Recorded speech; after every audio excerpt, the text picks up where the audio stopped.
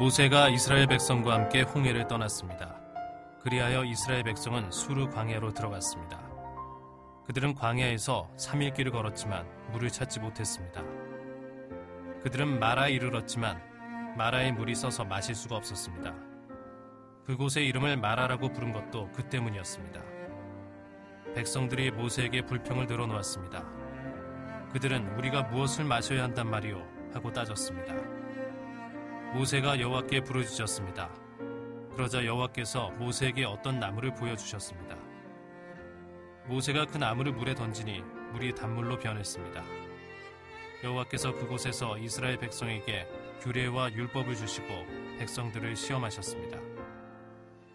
여호와께서 말씀하셨습니다. 너희는 너희 하나님인 나 여호와에게 복종하여라. 너희는 내가 보기에 옳은 일을 하여라. 너희는 나의 모든 율법과 규례를 지켜라. 그렇게 하기만 하면 내가 이집트 사람들에게 보냈던 것과 같은 질병을 너희에게는 보내지 않을 것이다. 나는 여호와이다. 너희를 치료하는 여호와이다. 그 후에 이스라엘 백성은 엘림으로 갔습니다. 엘림에는 우물이 12곳이 있고 종려나무 70그루가 있었습니다.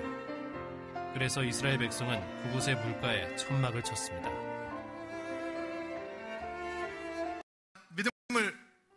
믿음을 고백하고 우리 같이 한번 하나님 말씀 듣도록 하겠습니다. 한번 따라해 주십시오. 하나님은 나를 사랑하십니다. 나는 그 사랑 안에 있습니다. 하나님 오늘 나에게 말씀하실 것입니다. 그 말씀에 능력이 있습니다. 그 말씀에 생명이 있습니다. 나의 마음을 하나님께 열겠습니다. 나의 생각을 예수님께 집중하겠습니다. 들은 만큼 변합니다. 들은 만큼 행복해집니다.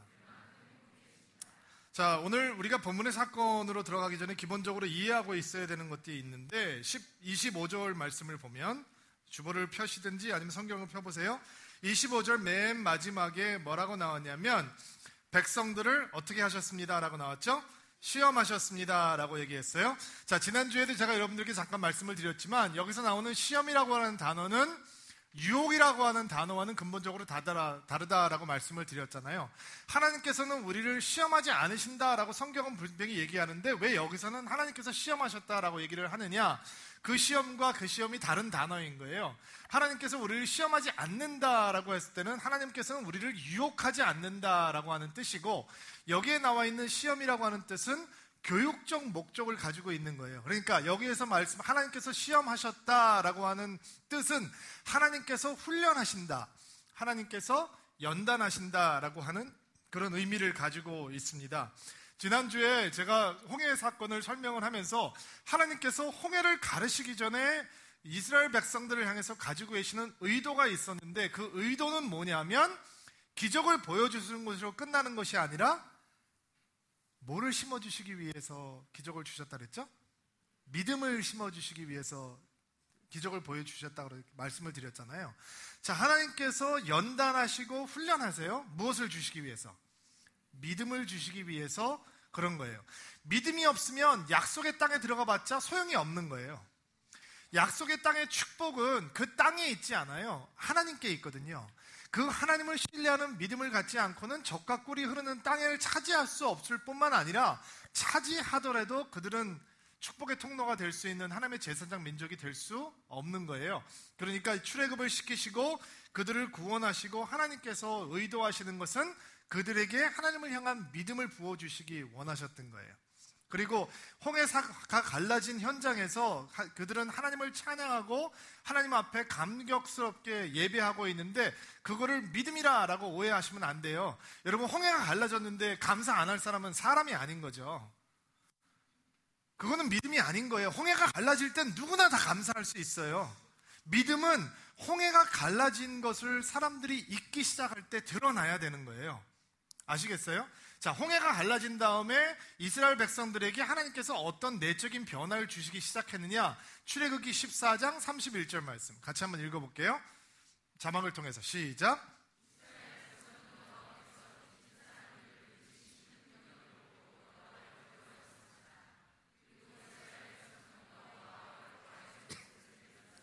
자, 이스라엘 백성들이 하나님을 두려워했다. 경외하기 시작하면서 이스라엘 백성들은 하나님과 여호와의 종 모세를 믿었다라고 얘기했죠.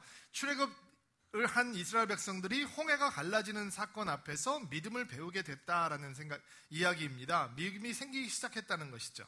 하나님의 의도가 이루어지고 있었습니다. 그리고 그들은 신의 광야를 거쳐서 내가 이 산에서 나를 예배하게 하리라 라고 약속하신 호렙산 혹은 신의 산을 향해서 그 여정을 시작합니다. 22절 말씀, 오늘 본문 말씀인데요. 같이 한번 읽어볼게요. 시작.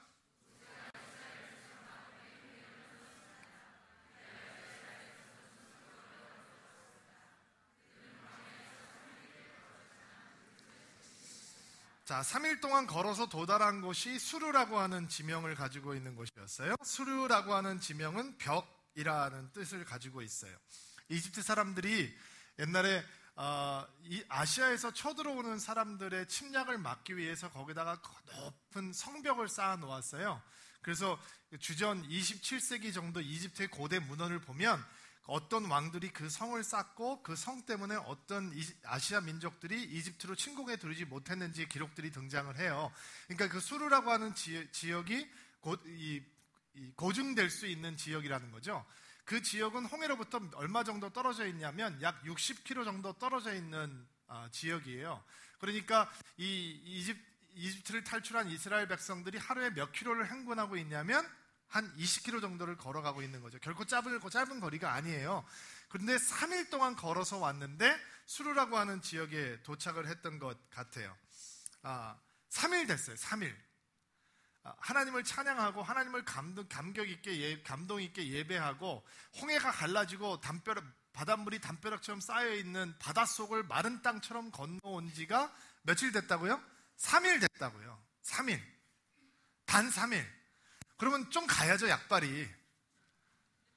그 감동을 그렇게 하나님을 살아계신 하나님을 찬양하고 예배했으면 그 감동이 조금 지속이 돼야 되는데 그들이 수르라고 하는 지역에 도착한 다음에 과연 그 감동을 지켜낼 수 있을 것인가? 23절, 24절 말씀 보시겠어요? 23절 말씀은 형제님들이, 24절 말씀은 자매님들이 읽어보겠습니다. 시작. 그들은 마라에 이르렀지만 마라에 물이 써서 마실 수가 없었습니다. 그곳의 이름을 마라라고 부른 것도 그 때문이었습니다. 백성들이 모세에게 불평을 들어놓았습니다. 그들은 우리가 무엇을 마셔야 한단 말이요? 하고 따졌습니다. 여러분, 광야라고 하는 것이 굉장히 신비스러운 곳이에요. 왜냐하면 광야는 사람이 가지고 있는 최고의 모습과 최악의 모습을 한꺼번에 드러낼 수 있는 곳이에요. 광야는 굉장히 위험한 곳이에요. 홍해를 건너왔던 감동과 하나님을 찬양하고 예배했던 기억을 단 3일 만에 무너뜨려 버릴 수 있는 곳이 광야예요. 광야는 굉장히 잔인한 곳이에요. 거기는 오직 하나님으로만 살 수 있다라는 것을 배우지 못하면 단 하루도 버틸 수 없는 곳이에요. 광야는 대단히 거룩한 곳이에요. 왜냐하면 거기엔 하나님을 체험할 수 있는 기회가 있는 곳이에요. 감동이 사라지지 않은 3일의 시간이 흘렀고 광야는 이스라엘 백성들이 가지고 있었던 최악의 모습을 드러내 주었습니다. 마라라는 곳에 도착하자 그들을 기다리고 있던 것은 먹을 수 없는 쓴물이었습니다. 그리고 분노한 백성들은 모세를 향해서 불평을 쏟아넣습니다. 자, 지금부터 우리가 이 이스라엘 백성들의 광야 여정을 보고 있는데 민수기까지 이렇게 진행되면서 모세를 향해서 불평을 했다라는 표현이 등장을 하면 여러분들은 어떻게 이해하셔야 되냐면 이 불평은 그냥 단순히 모세를 위한 불평이 아니라 하나님을 향한 불평이다라고 이해하셔야 돼요. 왜냐하면 하나님께서는 사람들이 모세에게 불평과 불만을 표하고 비난을 할 때 그것이 하나님을 향한 것이다라고 받아들이셨단 말이에요. 그리고 그것들을 하나님께서 얼마나 미워하시고 하나님께서 얼마나 바꾸시기 원하셨는지를 여러분들께서 보게 되실 거예요. 모세는 사람들의 불만 속에서 굉장히 마음이 불안해졌던 것 같아요. 그래서 하나님을 향해서 부르짖었다라고 성경은 얘기하죠. 그리고 하나님께서 마라에 있었던 쓴물을 단물로 바꿔주시는데 그 방법이 굉장히 흥미로워요. 25절 말씀 같이 한번 보세요. 25절 말씀 시작.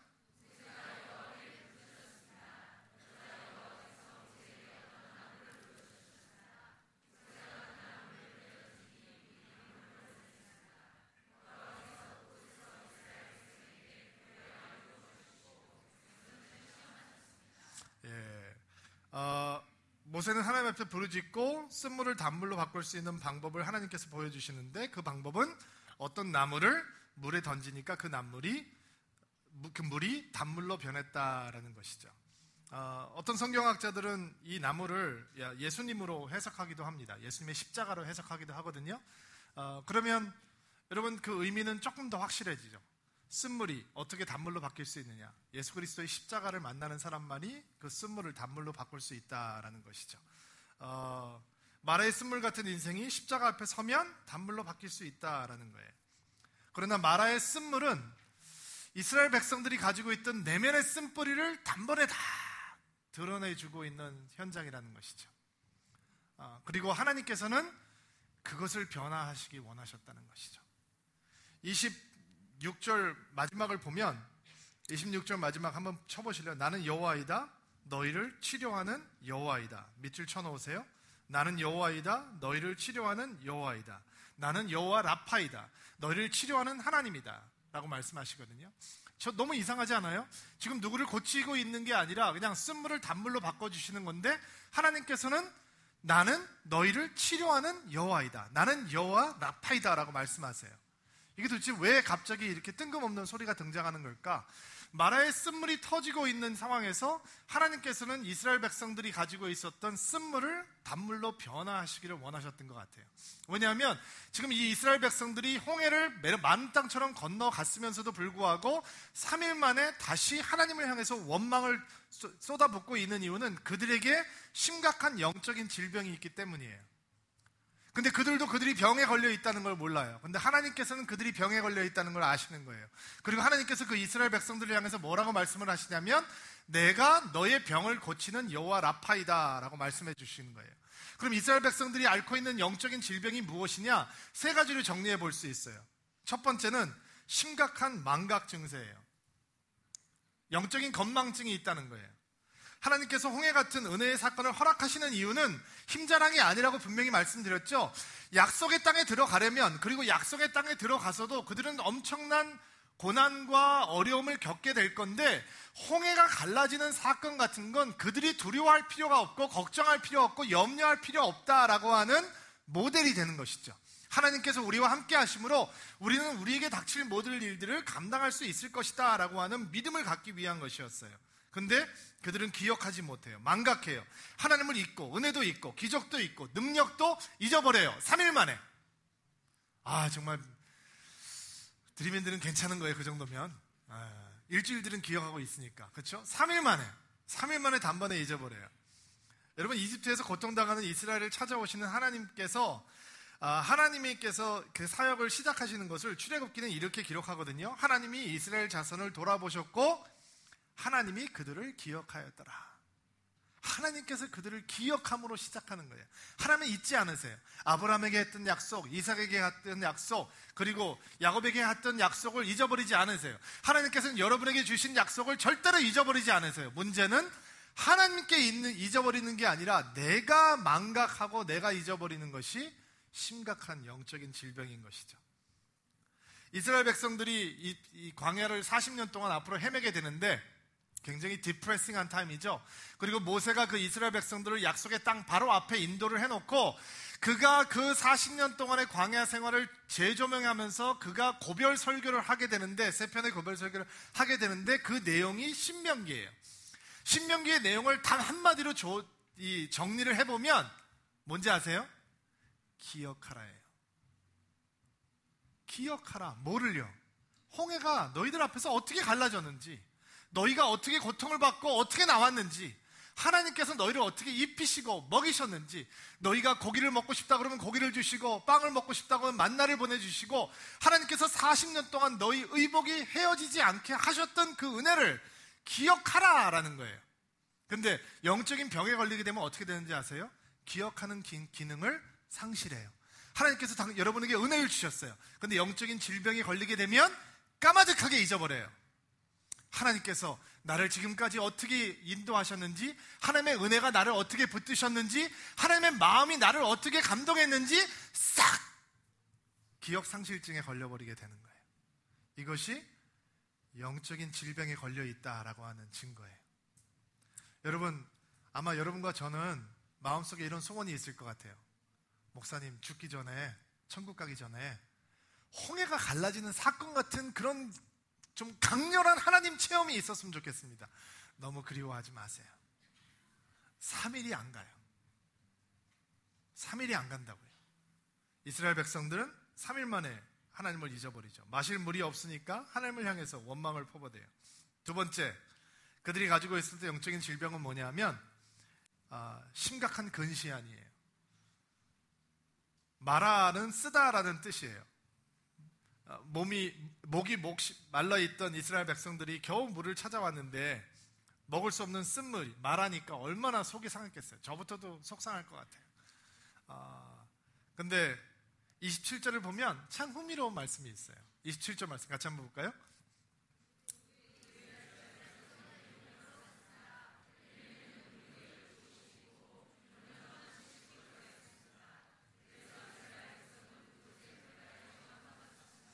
자, 엘림이라고 하는 지명이 등장을 하죠. 엘림이라고 하는 곳은 우물이 몇 개 있었다고요? 12개. 이스라엘 지파는 몇 개? 12개. 지파끼리 싸우지 않고 먼저 다 지파끼리 나눠줄 수 있을 만큼 물이 풍성했다는 것이죠. 사막에 지금 뭐를 만난 거예요? 오아시스를 만난 거예요. 종려나무 70그루가 있었다라고 얘기하는 걸 보면 물이 굉장히 풍성했던 오아시스 땅이었던 것 같아요. 근데 여러분, 히브리 사람들은 숫자에 어떤 의미를 부여하기도 하는데 항상 그게 영적인 의미를 있는 것은 아니지만 이 10이라는 숫자와 70이라는 숫자가 히브리 사람들에게는 충만 숫자거든요. 아주 풍성하다는 의미를 가지고 있어요. 예수님의 제자가 몇 명이에요? 충분하지 않다고 생각하죠. 근데 그 숫자가 충만한 숫자예요. 12명의 제자로 충분한 거예요. 그 다음에 예수님께서 첫 번째 전도여행을 보낼 때 몇 명을 보내셨어요? 70명. 눈치가 빠른 분들은 몰라도 여기 10이 나오고 70 나오니까 70명. 그 충만한 숫자를 여기서 등장하고 있는 12우물과 70그루의 종려나무는 그 엘림이라고 하는 땅이 하나님의 은혜로 충만하에 있는 땅이다라는 것을 심볼릭하게 보여주고 있는 장면이거든요. 근데 너무 재밌는 사실은 이 쓴물이 터지고 있는 마라라고 하는 곳으로부터 엘림이라고 하는 하나님의 물이 풍성한 지역까지 불과 10km도 안 돼요. 반나절이면 가는 거예요. 무슨 얘기냐? 목말라요. 조금만 기다려. 조금만 기다리면 오아시스가 나와. 근데 이스라엘 백성들은 엘림이 있다는 걸 몰라요. 이 사람들에게는 하나님이 어떤 존재냐면 왜 우리를 이렇게 쓴물이 터지는 곳에 인도하는 무책임한 하나님이냐라는 원망은 할 수 있을지만 분명히 하나님께서 우리를 위해서 뭔가 준비하고 기다리고 계시다라는 것은 볼 수 없는 영적인 장님들이었단 말이에요. 하나님께서 엘림을 준비하고 기다리고 계시는데 거기에는 12개의 우물이 있고 물이 풍성한 땅인데도 불구하고 그들은 그것을 바라볼 수 있는 시선이 열리지 않았어요. 조금만 더 보면 되는데, 조금만 더 멀리 보면 되는데 지금 당장 있는 고통만, 지금 당장 경험하고 있는 갈증만 생각하다 보니까 엘림이 다가오고 있다는 것을 몰라요. 여러분, 이런 영적 근시안은 조급함의 노예가 되어 있는 현대인들에게 너무 익숙한 질병이에요. 우린 다 은혜 한탕주의에 빠져 있어요. 수고하지 않고 노력하지 않고 영적으로 뻥 터져버리고 싶어해요. 그런 거 없어요. 단번에 성숙해지는 사람은 없어요. 여러분, 성숙은 힘든 거예요. 믿음은 훈련하는 거예요. 예수 그리스도가 내 안에서 충만해지기 위해서는 내가 죽어야 돼요. 그거는 고통스러운 거예요. 단번에 되지 않아요. 여러분, 제자훈련 하시면서 그런 사모함이 있으셨으면 좋겠어요. 조급하지 않으셨으면 좋겠어요. 뭐 제자훈련 하라고 그러더니 해봤자 아무 소용없네. 그거는 영적 근시 안에 들어가 있는 사람들의 시선이에요. 제가 여러분들에게 약속드릴 수 있는 건 우리가 엘림이라고 하는 하나님의 은혜의 자리가 다가오고 있다는 마음의 확신을 가지고 주께서 인도하시는 대로 따라가면 우물이 터지는 그 풍성한 땅으로 언젠가는 들어가게 되는 거예요. 성경은 조급한 사람은 자신의 미련을 드러낸다라고 가르쳐 주어요. 여러분, 조급한 건 미련한 거예요. 영적으로 미련한 것입니다. 자, 이스라엘 백성들이 심각한 영적인 건망증이 있었고 두 번째는 영적인 근시안이 있었고, 세 번째 그들이 가지고 있었던 영적인 질병은 영적인 구토증이 있는 거예요. 해가 되는 말을 참지 못하고 마구 쏟아내는 거죠. 마치 구토병에 있는 사람이 기워내는 것처럼 해야 할 말, 하지 말아야 될 말을, 해야 될 생각, 하지 말아야 될 생각을 구별하지 못하고 마구 쏟아내는 거예요. 가끔 이런 분들이 있어요. 목사님, 제가 좀 솔직합니다. 무슨 얘기예요? 할 말 다 한다는 거죠. 저는 근데 뒤끝은 없습니다. 자기는 없지. 할 말 다 했는데 뭐 자기가 할 말 뭐 뒤끝이 뭐가 있어요? 뒤끝은 누구한테 있는 거예요? 들은 사람한테 있는 거죠. 그냥 가는 곳마다 부상병이 막 속출해요. 근데 자기는 너무 솔직하대. 화끈하대. 전혀 화끈한 게 아니에요. 그냥 미성숙한 거고 아픈 거죠. 제가 한국에 들어오기 전에, 2009년도에 한국에 들어오기 전에, 2003년도에 한국에 들어오기 전에 제 자신의 모습을 돌아보니까 저에게 이런 영적 구토증이 있었던 것 같아요. 제가 굉장히 비판적이고 불평이 많은 사람이었던 것 같아요. 제 스스로를 진단을 해보니까. 물론 제가 사역을 하는 사람이니까 겉으로는 그렇게 보이지 않게 포장을 했지만 사실 저의 속모습이 그랬던 것 같아요. 저는 미국에서 이렇게 목회를 하면서 부목사들끼리 모여서 얘기를 하잖아요. 그러면 누구 얘기를 제일 많이 할 것 같아요? 예? 예? 담임 목사님 얘기를 많이 하겠죠. 좋은 얘기 할 것 같아요? 나쁜 얘기 할 것 같아요? 나쁜 얘기 어떻게 그렇게 잘하세요? 부목사 해보셨어요? 그냥 이렇게 제가 부목사 할 때 지금 제가 생각을 해보면 다른 교회 교육자들하고 만나면 늘 불평이 뭐냐면 담임 목사가 잘못하고 있다라는 거죠. 지들은 잘못한 거 하나도 없는 거예요. 근데 담임 목사님이 잘못하고 있는 거죠. 그러니까 담임 목사님은 부목사님들 그 테이블에 등장하는 항상 이 안주였어요. 씹을 거리였어요. 저는 근데 그게 당연하다고 생각했어요. 다 그러고 살았으니까. 나만 그런 게 아니고. 근데 그걸 뭐 드러내놓고 하는 게 아니라 아주 우아하게, 고상하게 그 일을 하는 거죠. 뭐 성도들이 만나면 무슨 얘기를 제일 많이 하겠어요? 목사 얘기? 교회 얘기. 긍정적인 얘기 나오겠어요? 제가 미국에서 목회할 땐 긍정적인 얘기 없었어요. 다 비판하는 얘기, 불평하는 얘기. 그런 것에 저는 익숙해 있었어요. 저도 그렇게 살았던 것 같아요. 저는 어떤 성도들에게 익숙했냐면 교회에서 건축을 하는데 교회가 왜 이렇게 크게 짓냐고 막 불평을 하는 사람이 교회를 져놓고 교회가 부흥을 하니까 그 공간이 이제 모자라게 됐어요. 근데 똑같은 사람이 크게 지면 안 된다라고 얘기했던 사람이 불과 1년 만에 왜 5년을 안 내다보고 이렇게 조그맣게 져서 사람이 이렇게 불편하게 만드냐라고 얘기하는 사람이 똑같은 사람이에요. 이 사람은 앉으면 항상 불평하는 거예요. 저는 교회는 그런 건 줄 알았어요. 정말로. 그리고 저는 목회를 뭐라고 생각하냐면 목회는 그런 사람들을 기도하면서 버텨내는 거다 라고 생각을 했어요. 제가 지금 생각하니까 너무 불쌍하죠. 근데 제가 진짜 그렇게 생각을 했어요. 근데 제가 2003년도에 한국을 나오게 됐어요. 너무 좋은 교회에 사역을 배우러 오게 됐어요. 저는 그 교회에서 충격을 받았어요. 부모사님들끼리 앉아서 얘기를 하는데 담임 목사 욕을 안 하는 거예요. 그리고 오히려 그분이 얼마나 훌륭하신지, 그분이 얼마나 존경할 만한 분인지, 우리가 그분을 얼마나 사랑하는지 이런 얘기들을 막 하는 거예요. 그걸 제가 이렇게 찔러봤어요. 소용이 없는 거예요. 정말인 거예요. 그리고 장로님들을 만나봤어요. 권사님들을 만나봤어요. 평신도들을 만나봤어요. 그 교회가 굉장히 건강할 때 제가 그 교회에서 사역을 했는데 어느 누구도 만나 있는 상황에서 사람들과 대화를 하는데 교회나 리더십이나 어떤 상황에 대해서 비판적인 얘기, 불만의 얘기, 만족하지 못한다는 얘기, 뭐 이런 얘기를 안 하는 거예요. 저는 이렇게 생각했어요. 이 교회 별종이다. 이 사람들 진짜 별종이다. 왜? 경험해보지 못했으니까. 나는 그런 성도를, 그런 목사들을 만나보지를 못했으니까. 제가 처음 왔을 때는 정말 너무 충격이었어요. 더 충격은 제 큰아버님이 제가 한국에 온 지 얼마 안 돼서 돌아가셨는데 문상을 가야 되는데 제 마음속에 이런 욕심이 생겼어요. 저희 집안이 예수 안 믿는 집안이니까 거기 가서 예배를 드리고 싶은 거예요. 예수 그리스도를 믿어야 구원을 받는 것이다. 죽음은 끝이 아니라 시작이다 라는 얘기를 제가 하고 싶은 거예요. 근데 제가 거기 가서 예배를 어떻게 드리겠어요? 예수 안 믿는 사람. 그래서 제가 저희 공동체 식구들한테 부탁을 드렸어요. 죄송하지만 저희 큰아버님이 돌아가셨는데 가서 예배를 드리고 싶은데 몇 분만, 셀장님 몇 분만 좀 같이 가주시면 좋겠습니다. 근데 수십 명이 몰려온 거예요. 이게 굉장히 의리가 있는 공동체 조직이었기 때문에 수십 명이 몰려온 거예요. 그리고 거기 가서 이제 예배를 드리는 거예요. 제가 막 설교하고. 근데 저희 사촌 형님 중에서 저는 몰랐는데 교회를 그냥 썰렁썰렁 다니는 형님이 한 분 계셨어요. 예배가 끝난 다음에 앉아가지고 이제 대화를 하는데 그 사촌 형님이 저한테 오시더니 저한테 이렇게 말씀하시는 거예요. 야, 네가 보석이라며? 제가 무슨 소리야?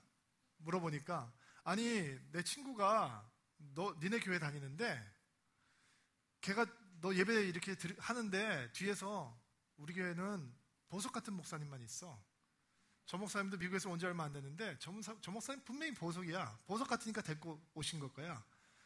우리 교회는 보석 같은 사람밖에 없어. 우리 교회 목사님들은 다 보석이야. 이런 얘기를 했다는 거예요. 그럼 너도 보석인 거네? 왜냐면 그 사람은 어떻게 살겠어요? 제 사촌 형은 교회들끼리 만나면 어떻게 무슨 얘기하고 살겠어요? 목사 욕하고 교회 비판하고 뭐 안 좋다고 얘기, 그리고 또 그 다음 주에 또 가고 그런 다음에 집에 와서 또 그 소리하고 사람들 만나면 또 그런 얘기하고 그런 교회 다니고 있단 말이에요. 그래 그렇게 사는 거죠. 근데 이 사람도 충격인 거예요. 네가 뭔데 보석이야? 나 보석 아니죠. 근데 그 사람이 별정인 거예요. 그 집사님 나를 개인적으로 알지도 못하고 내 이름도 모르는데 자기 교회에 있다는 사실만으로 우리 교회 목사님들은 다 보석이야. 제가 너무 충격을 받았어요.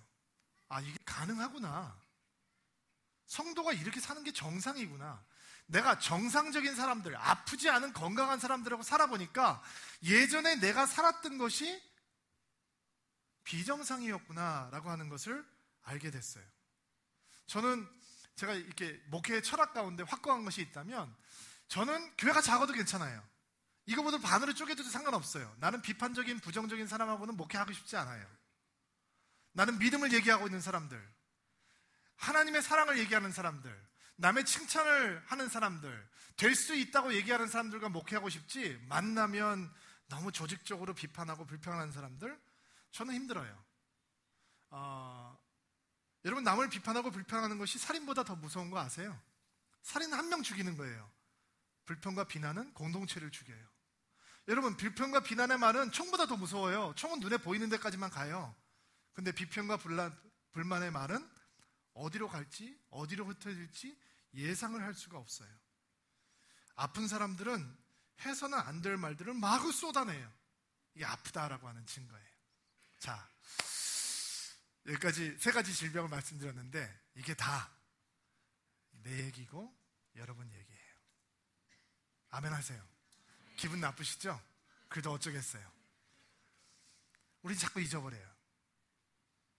감동을 받는데 걸어나가면 잊어버려요. 엘림이 기다리고 있는데 분명히 하나님께서 전력을 보여주셨잖아요. 하나님께서 분명히 역사하실 건데 우리는 그 엘림이 기다리고 있다는 걸 못 보고 또 낙심해요. 우리는 해서는 안 될 말, 해서는 안 될 생각, 멈추지 못하고 마구마구 쏟아내요. 그리고 후회해요. 근데 오늘 설교는 그게 끝이 아니에요. 좋은 소식이 있어요. 26절 말씀 같이 한번 볼게요. 26절 시작.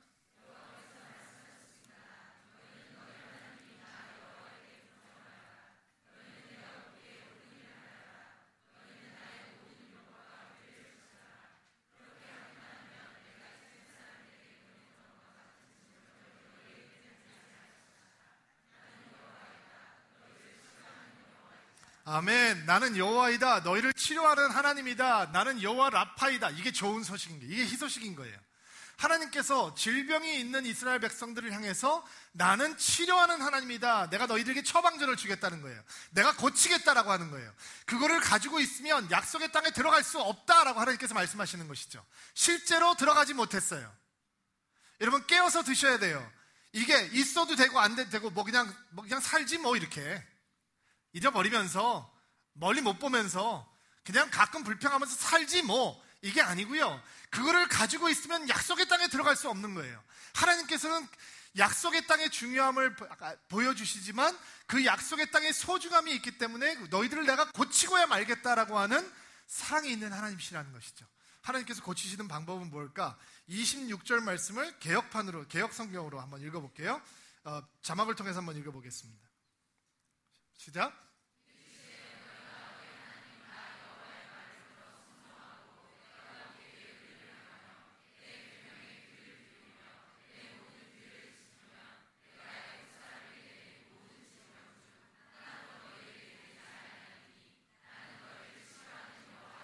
자, 처음으로 가보세요. 26절 처음 올려주세요.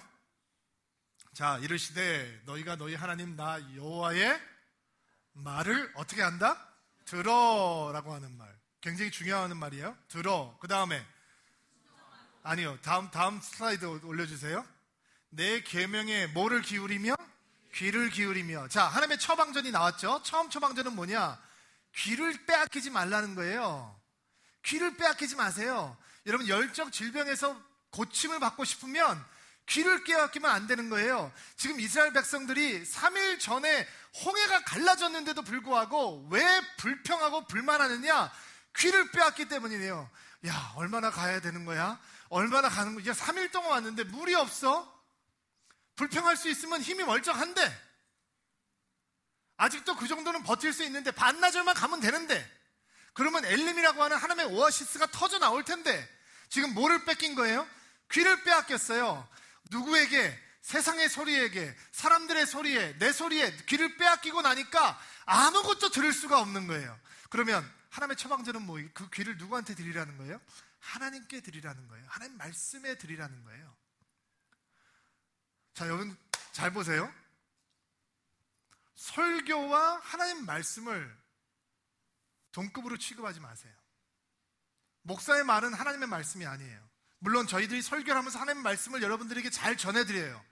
그러나 설교 말이 100% 하나님의 말씀은 아닌 거잖아요. 맞습니까? 하나님의 말씀을 정리해서 여러분들에게 전해드리는 거잖아요. 하나님 말씀에 귀를 드려야 된다는 이유는요, 하루 종일 설교 듣고 살라는 얘기가 아니에요. 하나님 말씀을 들으셔야 되는 거예요. 성경을. 제가 오디오 바이블을 샀어요. 미국의 할리우드의 유명한 영화 배우들이 성경을 읽었대요. 근데 너무 은혜스러운 거예요. 여러분도 혹시 우리 교회에서 그런 거 언젠가 만들 수 있을려나, 오디오 바이블을? 아무튼 지금은 이제 우리 성도님들이 열심히 읽고 계시잖아요. 여러분 들으세요. 귀를 하나님 말씀에 들이세요. 그리고 귀에 하나님 말씀을 채워나가기 시작하세요. 성경을 채워나가기 시작하세요. 그렇게 되면 하나님께서 우리 안에 있는 영적인 질병을 치유하시기 시작해요. 여러분 영어 성경에 보면 굉장히 흥미로운 단어가 등장을 해요. 영어 성경 26절 한번 올려보실래요? 자, 보세요. He said, if you listen carefully, 조심해서 들으면, 주의 깊게 들으면. 자, 하나님의 말씀을 우리 귀에 어떻게 채우는 거예요? 조심해서, 정성스럽게, 최선을 다해서 채워나가는 거예요. 자, 하나님의 처방전 처음, 귀를 하나님 앞에 드리는 거예요. 귀를 빼앗기지 않는 거예요. 두 번째, 26절 올려주실래요? 26절 한국말로 올려주세요. 네. 처음부터, 자, 여호와의 말을 들어 순종하고 라고 얘기 나왔죠. 자, 쉬운 말 성경은 26절에 여호와의 말을 듣고 순종한다 라고 하는 것을 그냥 복종한다 라고 번역을 했거든요. 근데 히브리 성경을 보면 어떤 의미가 포함되어 있냐면, 너희들은 하나님의 말을 조심해서 들을 것이며 조심해서 지킬 것이며 라고 하는 표현이 등장을 해요. 그러니까 개혁 성경에는 그 두 가지 표현을 다 잡으려고 한 거예요. 옛날 성경을 보면 청종한다 라고 하는 표현이 가끔 등장하잖아요. 잘 들어서 순종한다 라고 하는 뜻이에요. 자, 하나님의 처방전 두 번째 처방전이에요. 순종이라고 하는 단어인데, 순종이라고 하는 단어는 어떤 것을 포함하고 있냐면, 내가 마음으로 동의한다 라고 하는 것을 포함하고 있어요. 우리가 왜 하나님의 말씀을 순종하지 않느냐? 순종이 중요하다라는 것은 누구나 다 알고 있어요. 그러나 순종하지 않아요. 왜 그런지 아세요? 마음에 동의하지 않기 때문이에요. 마음에 동의하면 하지 말라고 해도 해요. 그러나 순종을 하지 않는 이유는 그것이 정말로 생명의 길이고 삶의 길이고 내가 가야 되는 길이다라고 하는 것을 마음으로 동의하지 않는 거예요. 자식을 키우는 분들 아마 다 동일한 마음이라고 생각합니다. 저는 자식을 키우고 있으니까 언젠가는 저희 딸들이 많이 취해서 집에 들어올 것도 보는 날이 언젠가는 있지 않을까라고 두려운 마음으로 기도합니다. 저는 저희 딸이 거룩하고 순결하기를 소망합니다. 신앙에서 태어나서 신앙에서 자라고 있는 아이들이니까. 전 소망합니다. 제가 부끄러운 인생을 살았기 때문에 나는 우리 딸들에게 그런 부끄러움이 없었으면 좋겠습니다. 근데 그런 갈등이 없는 부모님들이 계십니다. 대학을 졸업하면 당연히 그런 삶을 살아도 된다라고, 고등학교를 졸업하면 당연히 그런 삶을 살아도 된다라고 생각을 합니다. 마음의 동의가 안 되는 거죠. 거룩하고 순결하다는 게 세상으로 살아가지 않는다는 게 별로 그게 어때서? 다 그러고 사는데? 나도 그러고 살았는데 나 괜찮아. 너네 엄마도 그러고 살았어. 괜찮아. 그러나 성경이 우리에게 요구하는 건 마음으로 하나님의 길에 동의하는 겁니다. 여러분, 성도는 달라야 합니다. 여러분, 교회는 달라야 합니다. 목회자는 달라야 합니다. 가끔 우리 부목사님들과 이렇게 얘기를 하다가 근본적인 인생의 고민을 할 때 우리가 성직자인 것을 잊지 말자라고 얘기할 때가 있습니다. 여러분이 저희들을 어떻게 받아주건 저희들은 성직자입니다. 다른 길이 있는 것입니다. 성도는 다른 길을 가야 되는 것입니다. 근데 다른 길을 가는데 의무감이나 압박감으로는 그 길을 갈 수 없습니다. 마음의 동의가 돼야 됩니다. 하나님께서 주시는 처방전이 뭔지 아세요? 마음을 하나님 앞에 드리라라는 것입니다. 순종을 마음을 드리는 사람만이 할 수 있습니다. 자, 세 번째 길. 26절 다시 올려주실래요? 쉬운 성경으로 올려주세요. 자, 제가 읽어볼게요. 너희는 너희 하나님인 나 여호와께 복종하여라. 너희는 내가 보기에 옳은 일을 하여라. 또 등장하죠. 나의 모든 율법과 규례를 지켜라. 내가 보기에 옳은 일을 하여라. 나의 율법과 규례를 지켜라. 성경을 조금 아시는 분들은 이제 조금 있다가 이스라엘 백성들이 앞으로 전진을 하다가 시내산에 머무르면 그 시내산에서 한 1년 동안 머물면서 모세가 율법과 규례를 하나님 앞에 받게 되거든요. 근데 지금 시내산에 도착하기도 전인데 율법과 규례라는 말이 등장을 하잖아요. 그러니까 이미 하나님께서 이스라엘 백성들에게 율법과 규례를 조금씩 주고 계셨던 것 같아요. 근데 여러분에게 율법과 규례라고 하는 말은 굉장히 네거티브하잖아요. 부정적인 의미를 가지고 있어요. 율법과 규례는 규칙이 아니에요. 삶의 방식이에요. 이 하나님의 백성들이 살아가야 되는 길을 하나님께서 보여주고 계시는 거예요. 하나님께서 지금 이스라엘 사람들을 불편하게 살기 위해서 그런 게 아니라 이 세상 사람들이 살아가는 방법이 있고 하나님의 백성들이 살아가는 방법이 있는데 하나님의 백성들이 살아가는 방법은 내 앞에서 옳은 길을 행하는 것이며 율법과 규례를 지키는 것이다 라는 거예요. 이게 마음에 와 닿지가 않죠. 저희 장인어른이 장례식 때문에 한국에 잠깐 나오셨다가요, 어저께 미국에 돌아가셨는데 제 컴퓨터 옆에다가 설교문을, 저희 장인어른 설교문을 하나를 이렇게 탁 놓고 가셨더라고요. 근데 그냥 잊어버리고 가셨다라고 하기에는 너무 가지런하게 정돈돼서 제 컴퓨터 앞에 탁 놓여 있는 거예요. 그래서 제가 저희 아내한테 물어봤어요. 이거 아버님이 나 읽으라고 주신 건가? 물어봤더니 저희 아내는 잘 모른다는 거예요. 그래서 아마 어르신께서 저에게 하고 싶은 말씀이 있으셨는데 말할 시간이 없으셔서 아마 설교문을 주고 가셨나 보다 라고 생각하면서 그 설교문을 읽게 됐어요. 근데 거기에 그분께서 저에게 떠나시기 전에 하고 싶으신 말씀이 있으셨던 것 같아요. 거기에 보면 이런 말씀이 등장하더라고요. 복음은 10불이 있는 사람에게는 10불을 요구한다. 그러나 100만 불이 있는 사람에게 복음은 99만 불로 충분하자고 얘기하지 않는다. 복음은 우리의 모든 것을 요구한다. 근데 그 얘기를 제가 읽으면서 떠오르는 말씀이 있었어요. 오늘 말씀과 상관없어요. 율법과 규례를 지키고 여호와께서 옳은 일을 행하라라고 하는 것을 종교적인 규범, 도덕적인 윤리관 이런 것으로 이해하면 정말 너무너무 비복음적인 거고요. 하나님께서 얘기하시는 건 뭐냐면 예수님께서 이런 비유를 들어서 천국에 대해서 설명하시는 거 여러분 기억하시죠? 천국은 보석을 찾아 헤매는 사람과 같다라고 말씀하셨어요. 어느 밭에 묻혀있는 보석을 발견하게 되었다. 그리고 그 사람은 그 보석을 사기 위해서 자기가 있는 모든 것을 팔아서 그 밭을 산다. 천국은 그와 같다. 여러분, 복음은 일주일에 한 번 하나님 앞에 드리는 게 아니에요. 복음은 여러분의 모든 것을 하나님 앞에 드리는 거예요. 여호와 앞에 옳은 길을 행하라, 여호와의 규례를 행하라, 율법을 따라 살라라고 하는 건 여러분이 호박에다가 검은 줄 거놓고 이건 수박이야 자기 도치로 사는 것이 아니라 마치 누에가 나비로 변화돼서 전혀 다른 존재가 되듯이 우리는 다른 존재로 살아가게 되는 거예요.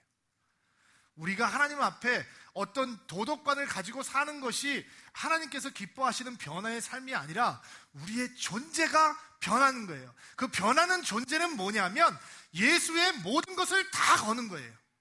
이 세상에 있는 어떤 것도 우리가 우리의 사랑과 우리의 관심을 가질 수 있는 가치가 없기에 예수 그리스도라고 하는 우리의 인생의 주인 되신 분에게 모든 것을 다 걸어놓고 사는 것이 다르게 사는 거예요.